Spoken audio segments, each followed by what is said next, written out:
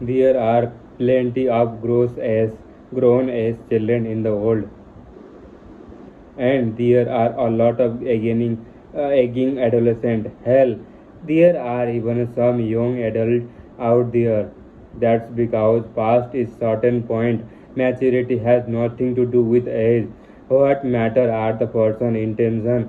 The difference between a child and adolescent and adult is not how old they are or what they do, but why they do something. The child steals the ice cream because it feels good and he is obvious or indifferent to the consequences. The adolescent does not steal because he knows it will create worst consequences in the future. But his decision is ultimately a bargain with his future self. I will forget some pleasure now to prevent greater future pain. Okay, but it's only an adult who does not steal for a simple principle that stealing is wrong, and to steal even if she get away with it would make her feel worse about herself. Why do we don't grow when we are little kid? The way we learn to transcend the pleasure pain values. Ice cream is good, hurt stop are bad, by pursuing those values and seeing how they fail us. It's only by experiencing the pain of their failure what we learn to transcend about. We steal the ice cream, mom get pissed off and punish us. Suddenly ice cream is good, does not seem as straightforward as it used to. There are all sort of other factors to consider. I like ice cream and I like mom, but taking in ice cream will upset mom. What do I do? Eventually, a child is forced to reckon with the fact that there are trade-offs that must be negotiated. This is essentially what good early parenting boils down to, implementing the correct consequences for a child pleasure. Pain driven behavior, punish them for the stealing ice cream, reward them for the sitting quietly in a restaurant. You are helping them understand that life is far more complicated than their own impulses or desire. Parents who fail to do this fail their children in an incredibly fundamental way, because it won't take a long for the child to have the shocking realization that the world does not cater to his whims. Learning this as an adult is incredibly painful, far more painful than it would have been had the child learned the lesson when he was younger. He will be socially punished by his peers and society for not understanding it. Nobody wants to be friends with a selfish brat. No one wants to work with someone who does not consider other feelings or appreciate rule. No society accepts some who metaphorically or literally steal the ice cream from the freezer. The untaught child will be stunned, ridiculed, and punished for his behavior in the adult world, which will result in even more pain and suffering. Parents can fail their children in another way. They can abuse them. An abused child also does not develop beyond his pain and pleasure driven value, because his punishment follows no logical pattern and does not reinforce deeper, more abstract values. Instead of predictable failure, his experience is just random and cruel. Stealing ice cream sometimes result in overly harsh punishment. At other times, it result in no consequences at all. Therefore, no lesson is learned, no higher value are produced, no development takes place. The child never learned to control his own behavior and develop the coping mechanism to deal with the instant pain.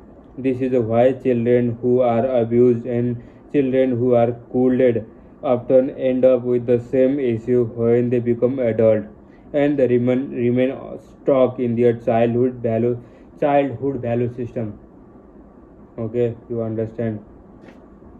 Ultimately, graduating to adolescence requires trust. A child must trust that her behavior will produce predictable outcome. Stealing always create a bad outcome. Touching a hot stove also create a bad outcome. Trusting in this outcome is what allows the child to develop a rules and principle around them. The same is true once a child grows older and enters the society. A society without trustworthy institution or the leader cannot develop a rules and roles. Without trust, there are no reliable principle to dictate decision. Therefore, everything develops back into a childish selfishness. People get stuck in the adolescent stage of values for similar reason that they get stuck with the childish values, trauma and or the neglect. Victim of bullying are particularly notable example. A person who has been bullied in his younger years will move through the world with an assumed understanding that no one will ever like or respect him unconditionally, that all the affection must be hard won through the series of practiced conversation and canned action, and and you must dress a certain way, you must speak a certain way, you must act as a certain way, or else. Some people become incredibly good at playing and bargaining games.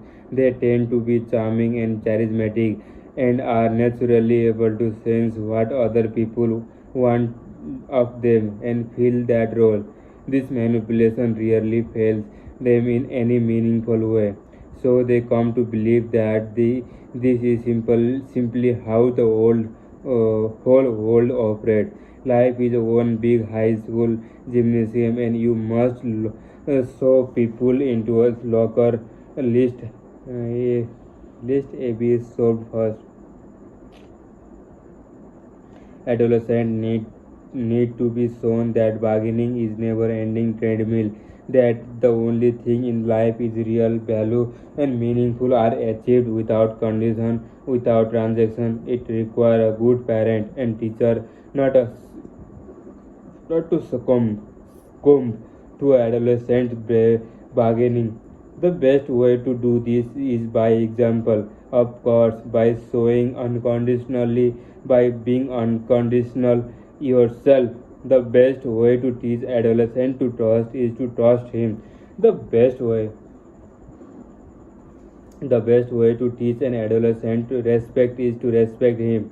The best way to teach someone to love is by loving him. And you don't force love or trust or respect on him. After all, that would make those things conditional. You simply give them understanding that at some point the adolescent's bargaining will fail and he will understand the value of unconditionally when he is ready.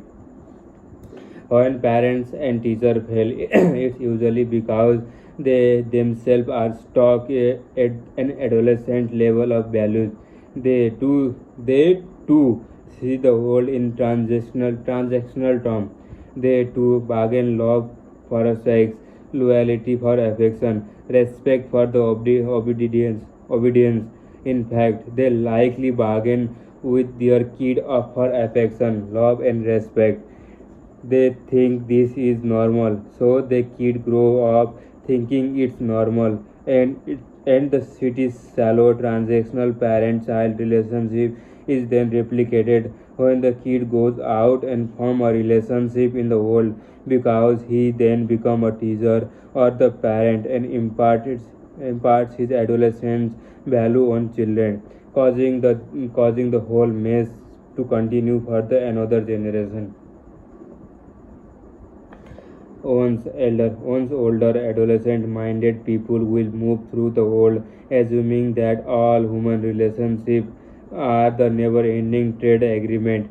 The intimacy is no more than faint sense of knowing that other people for the mutual benefit of each other, that everyone is means to some selfish end, and instead of recognizing that their problems are rooted in the transactional approach to all itself, they will assume that the only problem there is that it took them so long to do the transaction correctly.